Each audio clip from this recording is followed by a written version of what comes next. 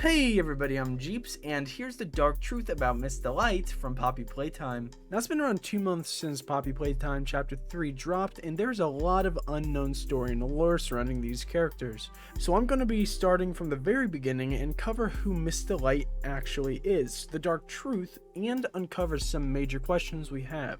So stick around until the end of the video to find out. Anyways, starting off, who is Miss Delight? Well, simply said, we find Miss Delight inside the schoolhouse in Chapter 3 of the game, and we find out that she was the anatomy teacher for the school children by interacting with her cardboard cutout. All the cardboard cutout does is list out facts about the human body, which isn't very interesting in itself, but it definitely shows that she taught the subject, right? It's also important to note that Miss Delight had at least 8 other identical sisters that were just like her, but trust me, that'll become important later in the video. This isn't even the most interesting part either. You see, throughout the schoolhouse, there are several hidden secrets that you can find along the way.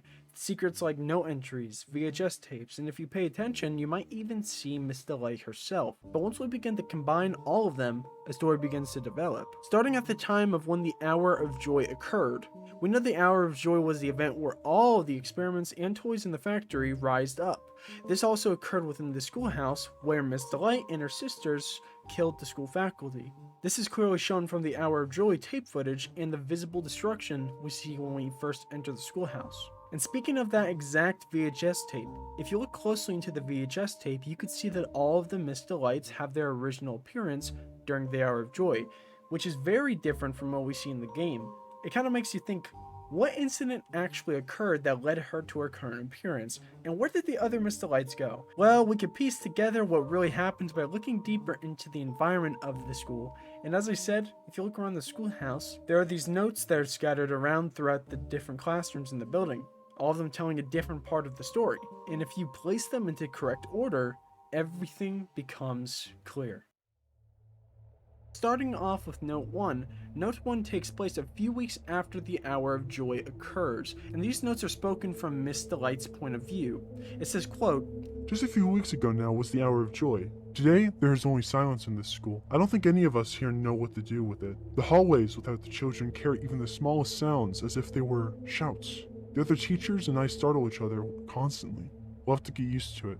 Something locked the front door this morning.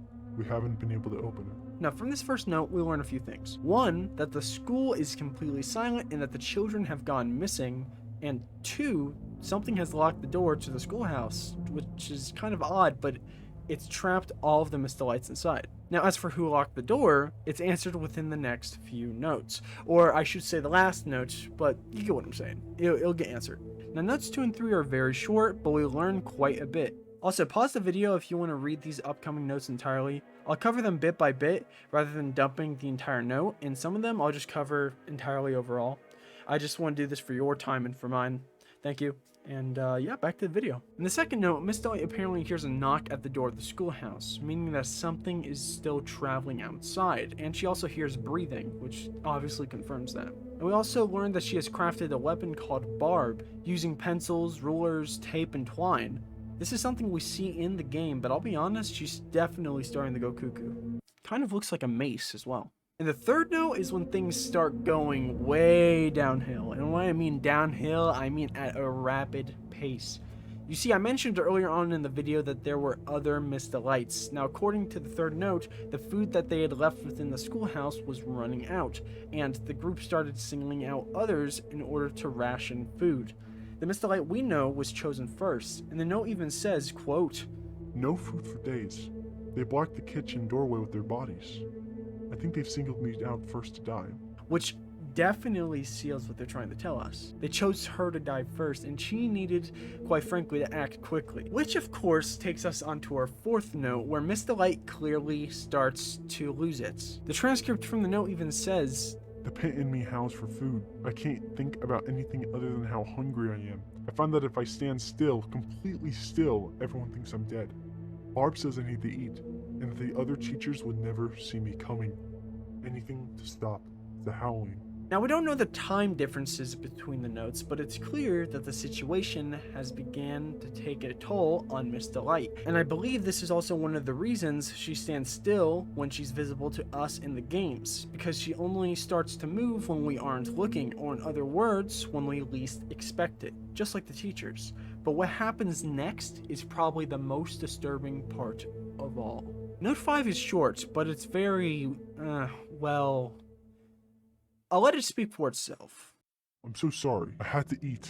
I had to survive. I ate them. I had to. From what we are told in Note 4 compared to what we were told in Note 5, one thing is absolutely clear. Miss Delight ran out of food and did what she had to survive, even going beyond extraordinary means. But it almost sounds like she regrets doing it by what she said in the note. But she knows she had to, and that would also explain what actually happened to all of the other Miss Delights we see in the Hour of Joy video, and why she is the last one remaining. Now, Note 6 is the final note, and it finishes off her story, leaving us where we are now. Essentially, the door that was previously locked got opened, and lo and behold, Miss Delight saw Catnap. He was the one who trapped them in there.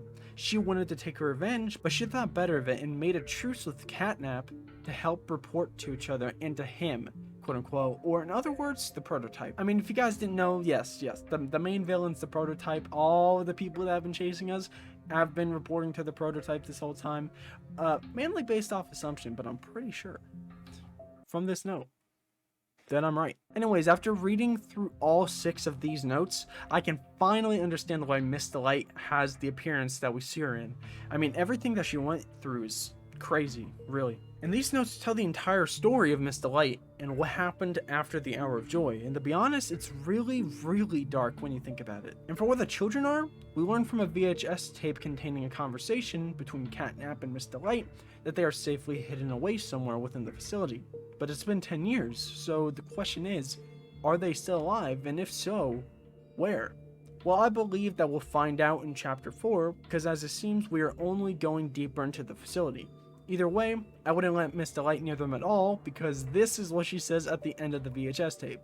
Probably because he knew I'd kill them all. Anyways, maybe there is more to Miss Delight's story, and maybe we'll learn more in the upcoming Chapter 4 that will hopefully answer some of these deeper questions. Besides this, friends and theorists, let me know what I should cover in future videos. There are definitely a lot of fantastic horror games that are expected to come out in the next year, so I'll definitely be covering those. Anyways, I'm Jeeps, and I'll see you all in the next video. See you next time.